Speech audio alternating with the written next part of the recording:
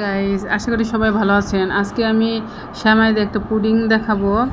রেসিপিটি অনেক টেস্টি হয়, কম বেশি সবাই জানেন, কিন্তু যারা না জানে তাদের জন্য এই রেসিপিটা। এর জন্য আমি যে বাটিতে পুডিংটা করব সেটার মধ্যে ক্যারামেলটা করে নিচ্ছি, চিনি দিয়েছি।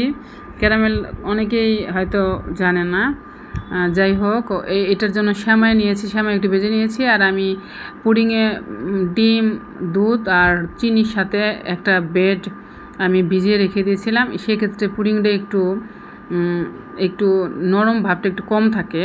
আমি সবসময় এটা করি গাইস, এটা করে দেখবেন, খুব হয়, মানে অনেক সময় পুডিং বানানোর পরে ভেঙে যায়, এটা করলে আর ভাঙে না। আমার ক্যারামেলটা অলরেডি ডান, এর থেকে বেশি করতে গেলে তিতা হয়ে যাবে।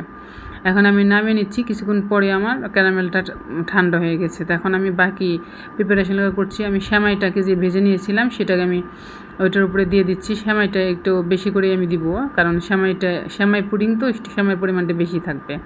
আর দুধটা 2 কাপের মতো জাল দিয়ে 1.5 কাপের মতো করেছি। উপরে আমি এটা ঢেলে দিচ্ছি। এটা আমি কিন্তু গাইস সেঁকে নিয়েছিলাম। এখন মুখে লাগিয়ে আমি প্যানের মধ্যে পানি দিয়ে এই পুডিংটা আমি বসিয়ে দিলাম। তারপরে ঢাকনা দিয়ে ওই ছিদ্রটাকে টিস্যু দিয়ে আমি 20 মিনিটের মতো জাল করে নিয়েছি। আমার পুডিংটা মোটামুটি ডান। এখন আমি পুডিংটা সার্ভিং করব। অবশ্যই দেখতে পাচ্ছেন পুডিংটা আমি এখন তারপরে অবশ্যই দেখতে পাচ্ছেন পুডিংটা কত সুন্দর হয়েছে। ক্যারামেলটাও ঠিকঠাক হয়েছে, আর সেমাইটাও আমার খুব ভালো মতো সিদ্ধ হয়েছে। এখন আমি কেটে আপনাদের দেখাচ্ছি কেমনটা ভিতরে শেপটা আসছে। অসম্ভব খেতে টেস্টি, একদম সফট। আবার বেড দেওয়ার কারণে পুডিংটা কিন্তু একদম ভেঙে যায় না। অনেকের থাকে যে পুডিং বানানোর পরে এটা পিসগুলো ভেঙে যায়, কিন্তু বেড দিলে কি হয়, ভেঙে যায় না। একদম খুব টেস্টি, ফ্রিজে রেখে খেলে আপনারা খুব ভালো লাগবে ঠান্ডা ঠান্ডা।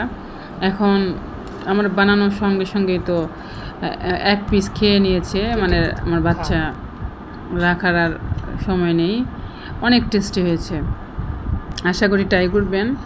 ভালো লাগলে শেয়ার করবেন সবার সাথে, অন্যকে দেখার সুযোগ করে দিবেন, সাবস্ক্রাইব করবেন।